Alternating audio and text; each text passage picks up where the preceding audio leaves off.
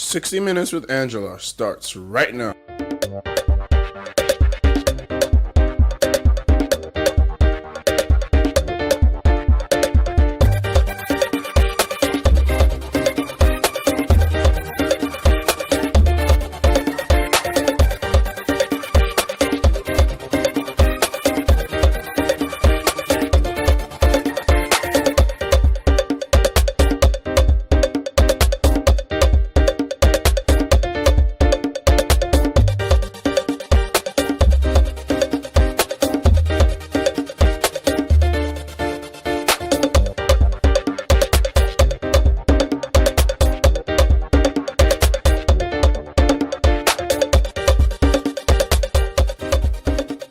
Those who are engaging in this party now, they must acknowledge that what is going on now is about some people, it's not about us.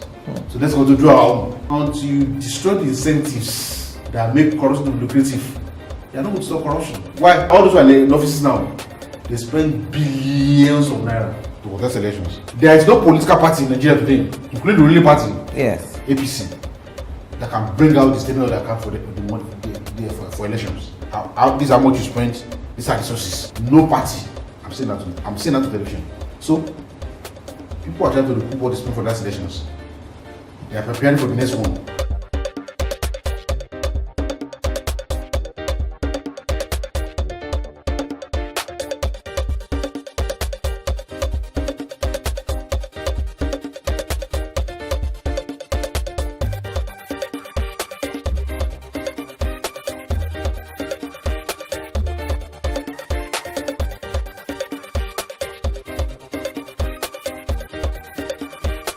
Well, hello and welcome. This is 60 Minutes with me, Angela Jitmobi. Thank you for joining me on the program today.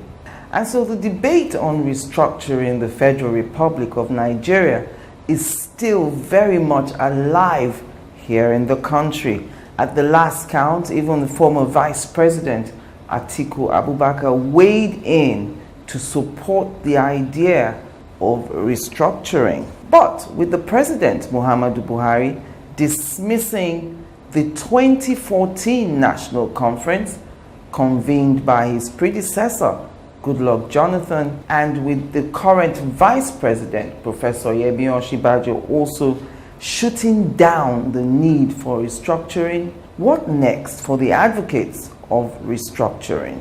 Today on the program, YINKA ODUMAKIN, National Publicity Secretary of Afenifere, discusses restructuring and other issues with me. So, join me after the break as I count down 60 minutes with YINKA ODUMAKIN, National Publicity Secretary of the Socio-Political, Cultural and Economic Association, Afenifere.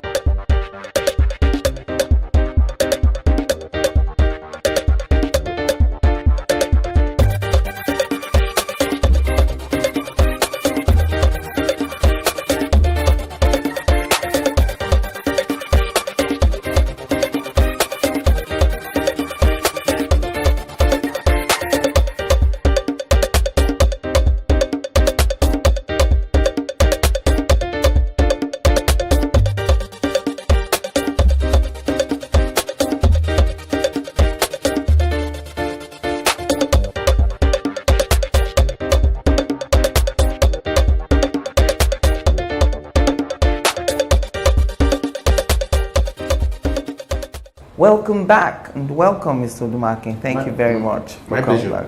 Okay, so, I was reading your spokesman for Afenifere disagreeing with the current Vice President, Yemi Osinbajo, who said, and I want to reiterate what he said, that calls for the restructuring of Nigeria would not make any difference if the states were given half of the resources of the federal government. It would not make any difference at all, and that what the country needed was to diversify into agriculture. Before you respond to that and to your reasons for disagreeing with him, perhaps you could start by telling us what exactly is this restructuring that everyone's talking about? Well, I think like it suggests restructuring means that there's a time to structure, there's a time to restructure. We were given a structure by the British when they amalgamated Nigeria in 1914. Yes. By 1960, they had to hand over to us in independence. And after that, they gave us initially something like a federal constitution. Up until 1966, Yes. when the military struck and Aguiyi-Ironsi promulgated a unification decree. 6 months after, there was a counter coup in which Aguiyi-Ironsi was killed. Yes. And Fajuyi. But those who overthrew Fajuyi over unification decree now saw the benefits of a unitary government and therefore continued to reinforce that unity structure. And as well as 1967, Freedom of Awolowo thoughts on the Nigerian constitution. He did say, interestingly, about Awolowo signed up that book from Calabar prison on June 12, 1967. June 12. Yes. And he said in that book that any attempt to run Nigeria along unity lines will be productive of disharmony, discontent, disagreement, failure of governance, except we get superhumans to run the affairs of Nigeria. Unfortunately, between now and then, Yes. we've not been able to get superhumans. And that's why the country is falling apart. Everything you talk about today, no food, no light, no water, nothing is working in this country today. Look at the roads. If you want to try it, just travel from Lagos Yes. to Seme border, going from Greater to Bombs to all kinds of gallops. Once you cross Seme, from Seme, once you get to Ghana, you won't enter one pothole. Those are 3 countries. Countries that are not as endowed as Nigeria. Yes. But because of this unity structure, when you say, okay, and this is what it means. What does a unity structure mean? What's the difference? A unity structure means that you have a government at the center. That is very strong. They are very strong and control virtually everything over the country. Whereas in the federal system, you have 2 tiers of government. You have the federal government, you have the federal units, and they share power. Right. Power is devolved.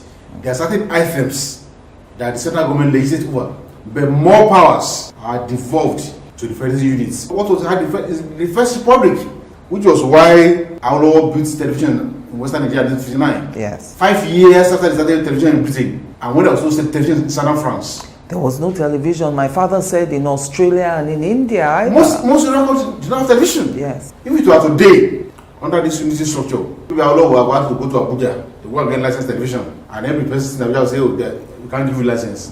You will not be able to do that. That is what I'm talking about. Today, look at it. Our education system. We set up one JAMB to coordinate admission to Nigerian universities. That JAMB now says, okay, if you are Muyiwa from Oyo State, you score 200 in JAMB, there's no space for university. Yes. If you are somebody else from another part of the country, you score 30 in JAMBs, they say there's admission for you because you are actually to advantage. You have to balance it. Whereas in a proper federal system, each university should be able to determine this is a cutoff point, this is not what we want to admit. Not somebody from Abuja giving a decree. Ife was the best university in this country. It was built by Western region. The federal government took it over. Today, I attended Ife. Anytime I pass through Ife, I try to close my eyes because it's a nice saw when the federal government took it over. Look at it today. Almost 33 states in Nigeria today cannot pay salaries to their workers. Some are only 7 months, some 11 months, some are 10 months. Whereas, under their soil, in each of these states, are mineral resources that will make them live in abundance. There's a study that has shown that there are mineral deposits under every soil of every state in Nigeria. Yes. That will give us 50 trillion naira annually. 50 trillion. Yes. Our current budget based on oil is 66 trillion, which cannot fund now. But because the constitution says that only the federal governments can touch those resources. If I said mines is an exclusive item, anything under the soil belongs to federal government. Federal government is not interested in all these things. All the government is interested is the oil for Nigeria data. Yes. Now, what goes on is illegal miners taking the gold, the zinc, the diamond, everything. Illegal miners who are doing it. The state who owns it cannot go there To do it officially. Officially, because the constitution says the federal government. So when I say destruction of Nigeria, we are saying that give the power to the states to take out everything that is well in their states, make money out of it, and pay tax to the center to run what they have agreed. As it was done in the days of Emmaolo. Lord and rest of them. So when we are talking restructuring, we are not talking something esoteric. Yeah. Look at electricity. The whole country has collapsed today. We are in total darkness because NEPA, PHSN, federal agency has failed. Whereas, and the constitution says that electricity is also on the exclusive list. only federal government can do it. If you had allowed a proper federation where every part of the country can do their electricity, goodness sake, there's no way this will collapse in the country at the same time. So who get their own rights? If different states have to go and do different projects, all of them cannot collapse at the same time. But once you give federal government, once the government fails, your country fails. Look at the roads. In the last 1 year, the first year of this administration, May 29, 2015 to May 29, 2016, the federal government did not do 1 kilometer of road throughout Nigeria. 1 kilometer they didn't do. During that period, we are state governors who are commissioning different kind of roads to celebrate their 1 year in office. What that means is that if what you are doing in electricity is what you are doing about roads, it means that throughout Nigeria, not 1 kilometer of road have been done in the last 1 year. So when we say structure Nigeria, we are not talking Greek. All we are saying that give this country a structure that can work. And in any case, can you imagine if the states are allowed to prosper the social of their soil? Do you know the kind of number of jobs that will generate? If the state that have put them here have to go and between their put them here, how many engineers will they put on jobs? How many young school leavers will take jobs? Will have jobs to do? Not that everybody just rolling the streets doing nothing. Yes. They have added value to the economy. So when we say the structure, we are saying that the current structure has collapsed Nigeria. And to give Nigeria a new lease of life, Yes. we must readdress the structure of Nigeria so I have a structure in place that will allow every section of Nigeria to fulfill their potentials, use their God-given resources to create prosperity and happiness and good life for their people. That's what I mean. Nigeria today is at the verge of total collapse based on the wrong structure. And what you have today is the fact that we have a federal government that's too big, too obese. And the thing It is, cannot work. Now the states are so lean, yes. they cannot work. So we are concentrating too. The thing is, you mentioned Chief Aolo, the late Chief Aolo, talking about superhumans. Yes. And let me come in from that angle. Who will change this structure? It is very difficult for people who are benefiting from the structure as it is to want to change it. I mean, if you're already in government now as the president, you wield so much power, you're getting over 52% of all the revenue that is generated. Why would you want to give that up? Short-sightedness will not make you to see that it's not sustainable and that on the long run, Yes. you are going to lose it all. If you are a strategic thinker, if you can see beyond your nose, if you have a sense of history, you will know that what you are doing now is not sustainable and it's bound to collapse. And so momentary advantage should not appeal to you. And don't forget that great and mighty empire like Soviet Union, with all the American pride, it collapsed in 4 days. That is Yugoslavia today. It has collapsed. And the way we are going, God save this country. We are at the verge of the rage of the poor. We are on the verge. Of the rage of the poor. And when you have that, it will be merciless. The people are hungry, they are deprived, there's so much discontent in the land. People are angry, they are hungry, people are begging. Now many people are talking to hawkers, now nobody to buy. Because of this structural defect that has created a dysfunctional system for us. So, and I think that's where people like Atiku are coming from. A lot of people have said that Atiku is talking structurally because he want to be He has ambition. He has votes. I said forget it. I know in the north where I come from today, I know no less than 20 people who are angling to the president of Nigeria in 2019 with for an APC, for PDP, or the rest of them. Why are they talking structuring? So it's too simplistic and too parochial to say that it's because they want to be president. I think people like Atiku, because of their obeying and cosmopolitan nature, can feel the mood of the country. And I think the North should know now that such elements that will be their savior.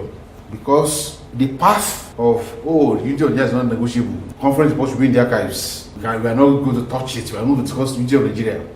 The path that will get enough is to own 100% of zero if this thing stands on its own. And it's bound to snap the way we are going. We are close to it. So people like Atiku are saying, instead of controlling 100% of zero, Yes. why don't you bargain to have 50% of 100? So, Yes. Half bread is better than none. than none. Who should push for restructuring? Is it the National Assembly? Is it Mr. President? Well, I think the former president took an initiative to conduct 2014 National Conference. That's an initiative to know that something is wrong, let's do something about it. Yes. Because when this government came, for the first 6, 7, 8 months, they were implementing Jonathan's budget. They didn't say it was Jonathan's budget, let's throw it away. So that tells you that government is a continuum. So if they can continue with generous budgets, why can't they implement the report of the National Conference setup? So that tells you that there are vested interests who do not want Nigeria to make progress, who are opposed to this structuring. So the safest way Yes. is for the initiative to come from the existing government to agree that the present structure is not working.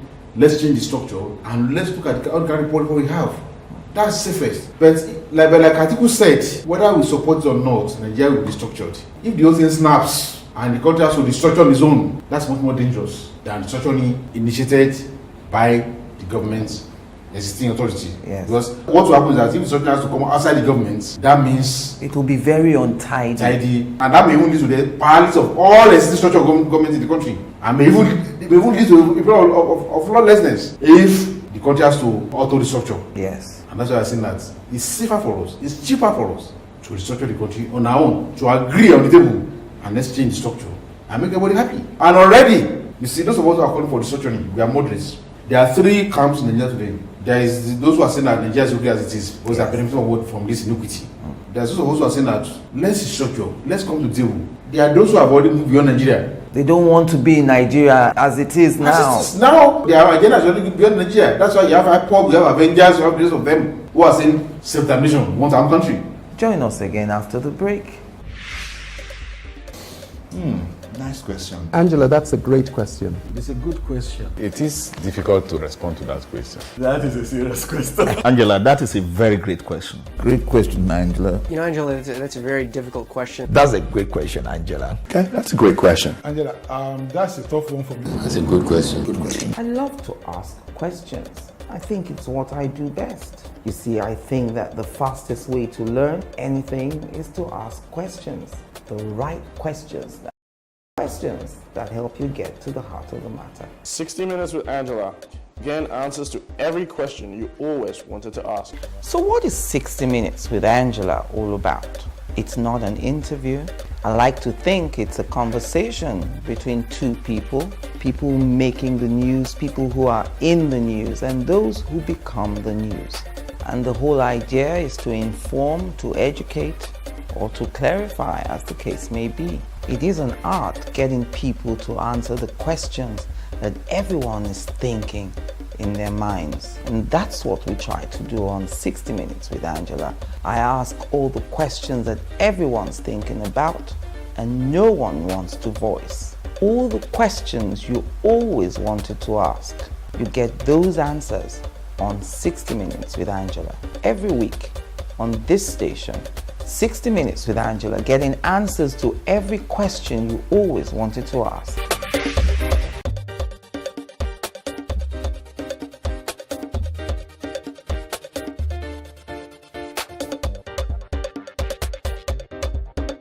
Welcome back. If you've just joined us, it's 60 Minutes with me, Angela Ajitumobi. On my hot seat today, YINKA Odumakin is the National Publicity Secretary of the Socio-Political, Cultural and Economic Association, Afenifere.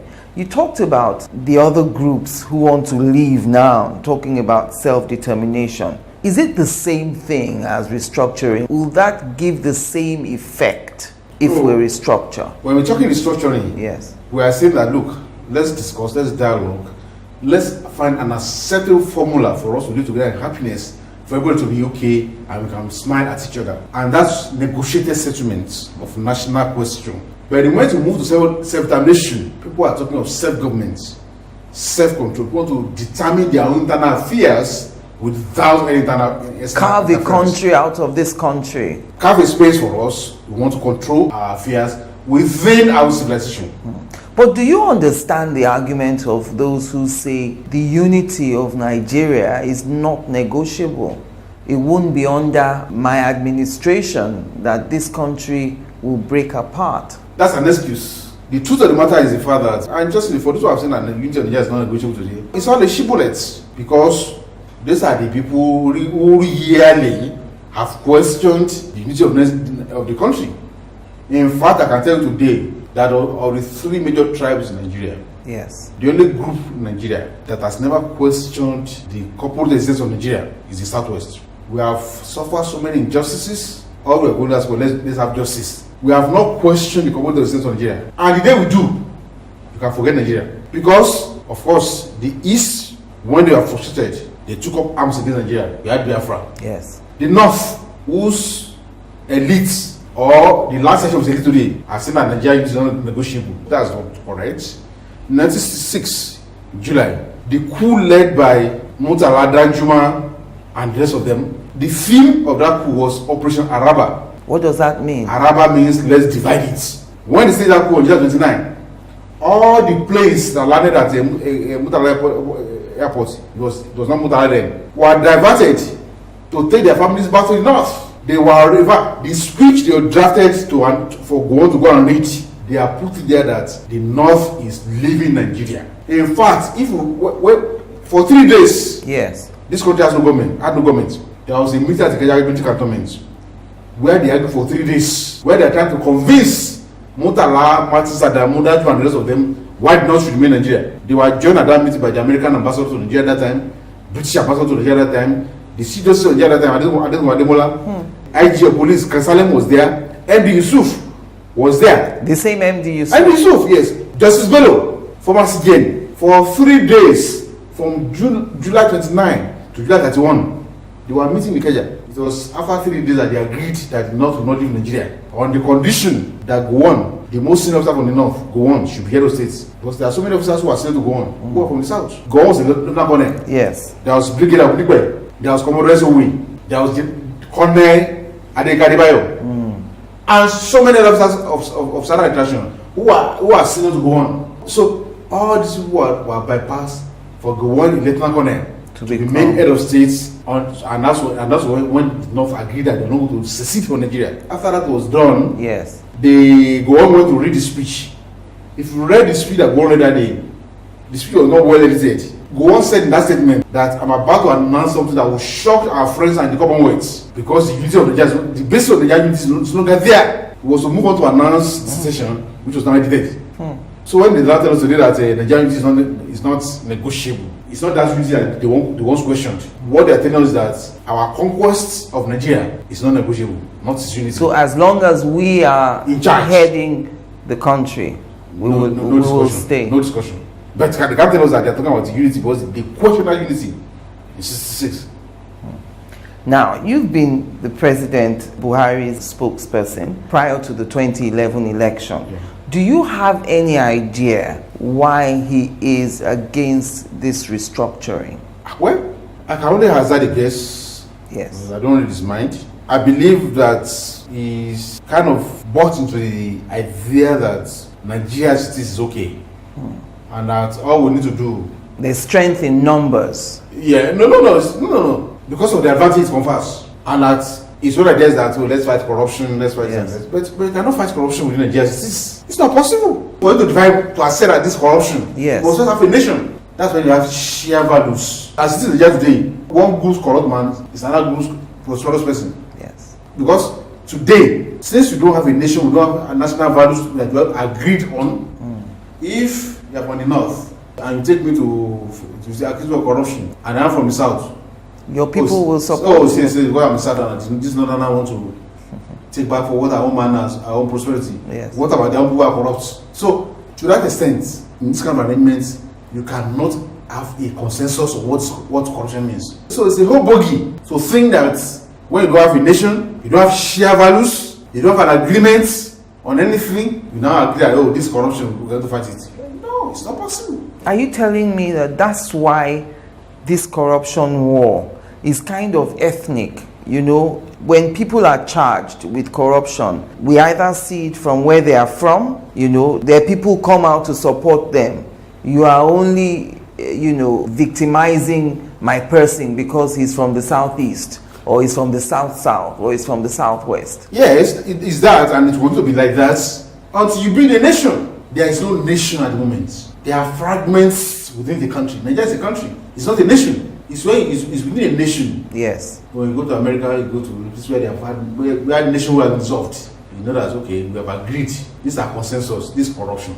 Once you are caught, even before they try you already step down. Let's talk about your response, Afeniferi's response to the Vice President, Professor Osinbajo. You said you announced that response that he missed the entire debate by engaging in the reductionist argument and narrowing the whole issue to taking more money from the federal government to the states. And I thought, what's wrong with that? That's what happens every month here. Every month, the states go to the Federal Capital Territory to share money.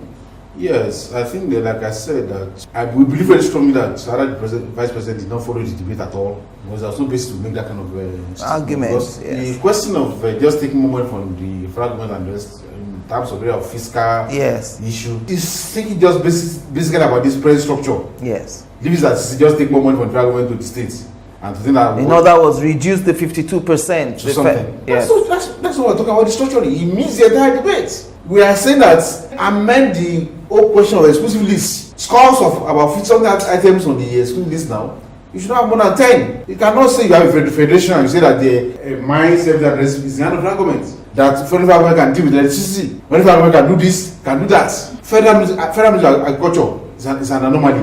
Why is that? Agriculture in this kind of country is it uniform? Agriculture in Bayelsa is not something agriculture in Sokoto State. It's not agriculture in other states. So it's the Federal Ministry of Agriculture in Abuja. What's he doing? This is a matter that should dealt with at the federal units. The former governor of Rivers State, Rotimi Amechi, said to me, the federal government has no land. How can it push agriculture when it doesn't have land? The only land that belongs to the government today is Federal Capital Territory. And to be crazy for you to say you want to farm on the land in Abuja, the land that's in Abuja that's more expensive than many buildings even in any other part of the country. Yes. So the is an anomaly. And so there is a whole lot more to the social debates. What we are saying to that Nigeria at the moment, we have software, but we don't have a hardware. So the whole argument by the Vice President is about the software, but you must have a hardware to put the software in. So we are saying that let's create a hardware, then can begin to put in the software. Yes. So to now say is diversification is narrowing the whole argument and not understanding it. While they trying to come back and the rest in terms of saying, oh, this is what I meant and the rest, but still, I think it was not well acquainted. Yes. And the reason why I kept so hard on him was because there are two or three reasons. Yes. This is someone from the southwest, the region that has been loudest and destruction for this country. This somebody was Attorney General to Governor Bola Tinubu in Lagos State, who went to court up to Supreme Court several times against Obasanjo on this question of federalism. And thirdly, this is somebody that's married to Awolowo's granddaughter. In other words, he should understand the story. This argument very well. That's why I could not understand why I was in that kind of position. Would it not be right for him to support the president who says he doesn't believe in that idea? Well, maybe silence will be good. All right. I need to get your comment on what is going on in the House of Representatives.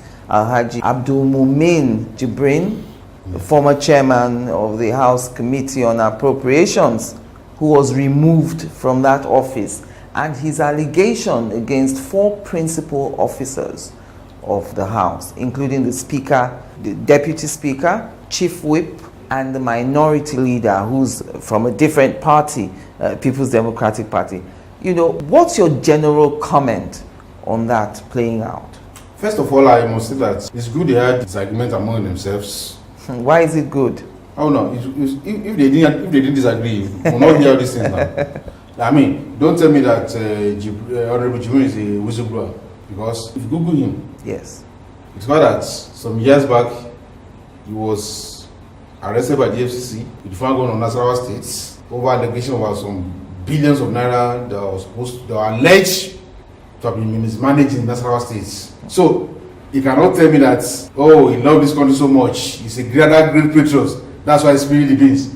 They must have had some disagreement among themselves. The sharing formula that one thing led to another, all the party. So when the party scatter, you have now hearing story about padding or no padding. Yes. That let us establish. Now, padding. He says it's been going on for years. Of course, we know now. It's been going on for years. It will continue. It won't stop. It will not stop. With this revelation? How can it stop? Look, is this party not going on in the midst of anti-corruption war? That Suki Gate and the rest of them who are being denied, they are being detained, and the rest. In the midst of this is when this alleged party is going on. It reminds me in 1984. We went to Polo Ground in Ibadan. That was interesting. That was when General Buhari first came as the Ministry of Justice. Yes. And these armed robbers were being shot. We saw the soldiers came They tied them to the stake, they shot them, they killed them. As I was going out of the polo ground, we started telling, ole, ole, ole. What happened? Someone was picking pockets when they were killing some of us. And that's what's happening. Nobody learns the lesson. That's what's happening now with this whole company. Why we are claiming that we are fighting corruption? Yes. Some people are engaging in bigger corruption. And I should tell you, for those of us who talk about the structure of this country, about the media institutions, this is what we are saying. Corruption, and then you so debate about we are fighting corruption. Corruption is not an animate being that you can stake and shoot to death. Or you can imprison for life. That will not come out. Look, 1984, 85, we jailed 200 years, 100 years for corruption. Why is corruption still thriving? There is no government in the city of this country that has not fought corruption one way or the other. Even Senator Abacha, we are still tracing Abacha loot till today. He fought corruption. He established fair bank tribunals. Some bankers were being jailed. Yes. Some fled the country when Abacha was going after them. But today we are still trailing Abacha's own loot. The man was fighting corruption. In 1966, the first coup in Nigeria, go and release Ogoku. They are talking about corruption. Today we are still talking about corruption. And every administration has tried to fight corruption one way or the other. And it's still very much with us. And they are still padding budgets. Corruption is still going on. That first strategy, you have to do something much more fundamental than say that you are going after the thieves. Yes, it's good for crime and punishment. Yes. When people commit crime, you should punish them. But you are not going to solve the problem by just thinking that you want to arrest a few people. Because those who are engaging in this party now, they must acknowledge that what is going on now is about some people, it's not about us. So let's go to draw our own. Until you destroy the incentives that make corruption lucrative, you are not going to stop corruption. Why? Okay. Those who are in the house now, those who are in fact, all those who are in offices now, they spend billions of naira to contest elections. There is no political party in Nigeria today, including the ruling party, Yes. APC, that can bring out the statement of their account for the money for elections. This is how much you spend. These are the sources. No party. I'm saying that to television. So people are trying to recoup what they spend for those elections. They are preparing for the next one. The people who are in offices who are going to contest elections, minus the salaries, they are not engaged in any business activities. They don't have any farm. They don't have any other thing. The only place they are going to make money from these elections is in the office they occupy. The government office. So they have to pass budget. And it's not only the legislation that's passing budgets anyway. You saw all the crazy items even that came from the executives when the budget was presented. All the amount voted to feed dogs, to run cable to the driver's room, to do this, to do that. All those crazy items. You have not forgotten now. Is that not padding? It's not padding. So everyone is padding. Everyone is padding. And until we begin to rebuild our institutions in a way that we can prevent corruption, that the kind of money people have access to, do not have it. For instance, we are trying an NSA now that spend money for elections. Look at this year budget. How much have we voted in the office of the NSA again? So this padding thing, Yes, is not going to stop. People will always find creative ways to make the system for as long as we stay on this path. For instance, if you are serious about fighting corruption, the moment this government came in, I declare we should have started electoral reforms to make sure that people don't have to spend this kind of money we are spending to get power. We're not doing anything about that. We're just saying we are picking there until some people who spend money. And people are saying, hey, yes. But worse things than what I've started transferring for is still going on. Because the incentive is still the same. It's still the same structure we are running. And when we are talking about the structure, that's what we are talking about. For as long as we are running on this pressure system of government, where if you have to be governor, the whole state of constituency, you have to talk to every voter. You want to be president, you have to talk to every voter in Nigeria. We have to reach every voter in Nigeria. every state. Every state. Whereas, for instance, if you are running a parliament system to Prime Minister of Nigeria, you just have to meet contest election within Ogba here. Once you match, you go and contest among your peers in the parliament to become Prime Minister. First among equals. Equals. So you don't have to spend all the billions, all the adverts, all the agents to date Nigeria for any serious presidential candidates. For agents on election day alone, you need between 6 to 10 billion naira. For the agents. For your agent to stand at every polling, any serious presidential candidate. To monitor your votes. Yes. You need up to 10 billion naira. 10 billion naira. Who can afford that from honest funds? It's the kind of system we run. When we're talking about the structuring, let's change the structure. This is what I'm talking about. You cannot be on this path where you have to spend these billions of naira and you say they will not be corrupt. How do they do it? They have to recoup what they spend. If you want to the contest, they have to stop money again and set up 1,000 FCC. It will not stop it for as long as that is the incentive that's on ground. Yes. It will not stop. Join us again after the break. Nice question. Angela, that's a great question. It's a good question. It is difficult to respond to that question. That is a serious question. Angela, that is a very great question. Great question, Angela. You know, Angela, that's a very difficult question. That's a great question, Angela. Okay, that's a great question. Angela, that's a tough one for me. That's a good question. Good question. I love to ask questions. I think it's what I do best. You see, I think that the fastest way to learn anything is to ask questions. The right questions that help you get to the heart of the matter. 60 Minutes with Angela. Again, answers to every question you always wanted to ask. So what is 60 Minutes with Angela all about? It's not an interview. I like to think it's a conversation between two people making the news, people who are in the news, and those who become the news. And the whole idea is to inform, to educate, or to clarify, as the case may be. It is an art getting people to answer the questions that everyone is thinking in their minds. And that's what we try to do on 60 Minutes with Angela. I ask all the questions that everyone's thinking about and no one wants to voice. All the questions you always wanted to ask. You get those answers on 60 Minutes with Angela. Every week on this station, 60 Minutes with Angela, getting answers to every question you always wanted to ask.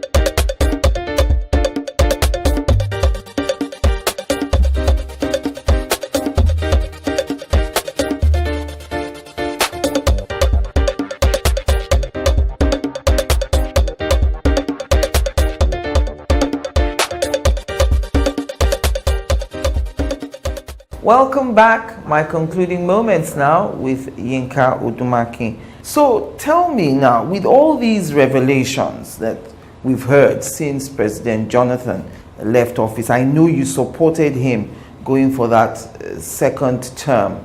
Do you agree with the Ekiti State Governor, Ayofayose, who says that the PDP lost that election because they fielded Goodluck Jonathan as a presidential candidate? He shouldn't have been. Well, that's their internal affairs within their party. I'm not about their party. If I supported the former president, only on condition that he organized national conference and he promised he was going to implement the report. That's my only business. The restructuring point. That's all. There's only one agenda. Right. So whatever their issues within their party, I'm not about their party. I'm not about their party. Did you think that the national conference was more important than the 2015 elections? You know, somebody wanted the elections postponed because of that. Oh yeah, if we had a sense of history and Yes, history, yes. what you have done was maybe after that 2014 national conference to take a year to implement the report and take your time. You are not contesting after this. And then organize elections based on it. Oh, but say no, we are going for election. Oh, we are going to give you change. 1 year now, where's the change? We told them they're not going to change. Where's the parameter? Nothing could change because the structure is It's faulty. effective. It's effective. Look, as far back as go and check it, 2014 national conference, I did say that if the price of oil should crash, only Lagos states will be able to pay salaries. Where are we today? 2014 national conference. That's why I said it. I mean, 30 states cannot pay salaries now. And you're saying change. We're going to do election. We're going to change. Yes. Let's change the structure. That's what many also are saying. I said no. Oh, we election first. Oh, change. What has changed? Have you tried to put these points across to President Buhari? Well, is at least when I worked with him in 2011 elections. Yes. We had a manifesto, Buhari Bakari campaign manifesto. The first thing on that manifesto was to restructure Nigeria to the True Federation.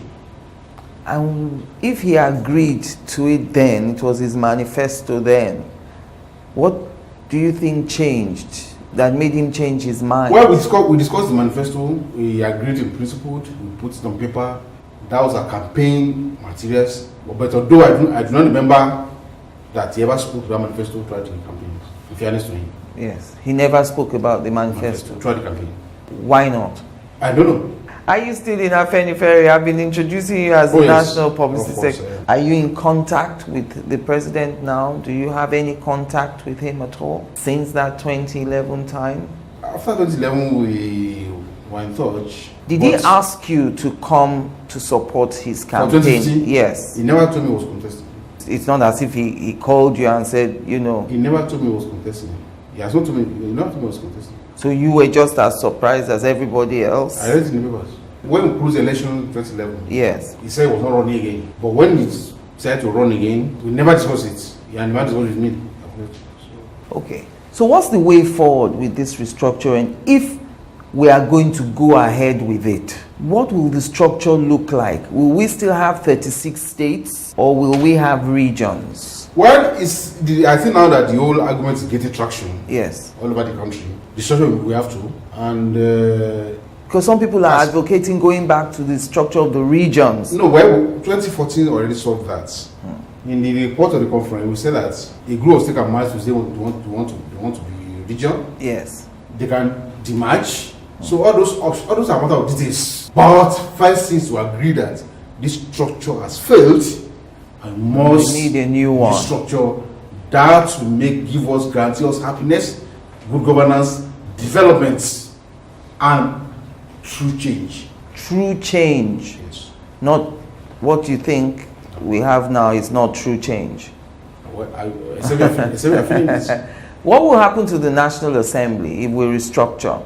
It will not be there again. No, the 2014 National Conference, in fact, they were there. In fact, we even went further in the 2014 conference to say that some of the ministers should come on the parliament. Wow. As part of cost cutting, we said that the president, I think we recommended up to 40% of 50% of the cabinet should come from the parliament. National Assembly will still be there. But not, this is not party National Assembly. Yes. No, a proper assembly that will represent the people and that to serve the people. So we made very good recommendations on how to ensure that we get good representation to the National Assembly.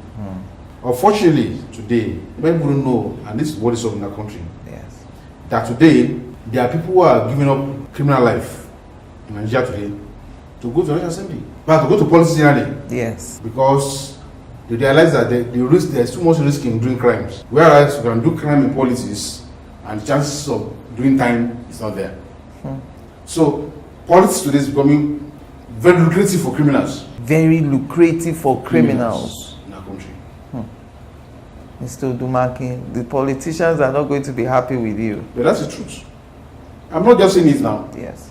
A senator, Senator Odumakin, we are forgotten. The day got on the floor of the Senate and said, Senate President, point of order, there are criminals in these chambers. It was former DIG of police. Yes. The man saw some people who were arrested for armed robbery and the rest of them sitting in the Senate. I said, what are you doing here? He said, I'm a senator. Senate President, point of order. This restructuring thing, the way you've explained it, goes to the core of this country. Oh, that's the skeleton, that's the structure. It's like, it's like our body. This body that you are seeing. Yes. Is 70% water. The remaining 30%, they are property found in the soil. When a man dies, in 50 years' time, go and dig out the grave.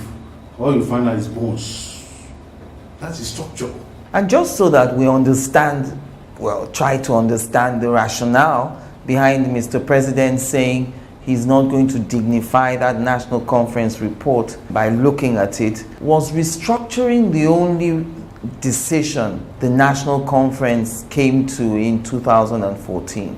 No, the structure is just, that's the meat of it. But there are so many other things that are linked or attached to the structuring. Yes. Which are for the good governance of the country. Look, that conference passed over 600 resolutions. And interestingly, one of the resolutions is something that's been out now. At that conference, we agreed that pilgrimage is a function of a private affair. Yes. And therefore, the government should not fund pilgrimage, either Christian, Muslim, or anything. Hands off it. Hands off it. A country where industries are closing down daily, where students people have done their children for abroad, they cannot get dollars to pay school fees. Those are children that should go and study and come back and come and contribute to the economy. the manpower. We cannot train them. Factories are closing down. A friend of mine is closing down his factory. He's an factory. He's leaving Nigeria this weekend. He's sacking about 600 workers. Now we are saying that religious tourists who are going on pilgrimage, we are going to subsidize them 203 naira on every dollar. We are going to bring dollar to 197 naira to $1 For pilgrimage. When we cannot fund our industries, we cannot fund the education of our children, that conference will be decision that. So if you had made that report now, we will not be this now. Did everyone agree on these resolutions? We didn't vote on anything. They were unanimous. We passed over 600 resolutions. We didn't vote on one. How many members were at that conference? 492 delegates. When there are issues, Yes. when there's a quotation, we put it in brackets. We go, we negotiate, we discuss, we come back. And agree. So your final word to anyone watching now, who thinks this structure should remain as it is? Well, for those who think that this structure should remain as it is, be prepared for a harvest of chaos, of disorder, joblessness, working without pay, and all manners of afflictions that are dealing with the country now. Because nearly all the afflictions that are dealing with this world today, that you see at their periphery, they have their vertical links with the structure we are running. And unless we... This structure, we are going nowhere. Thank you very much, Mr. Odumakin, for coming back on 60 Minutes with me. Thank you. And thank you for watching. I'm Angela Ajitumobi.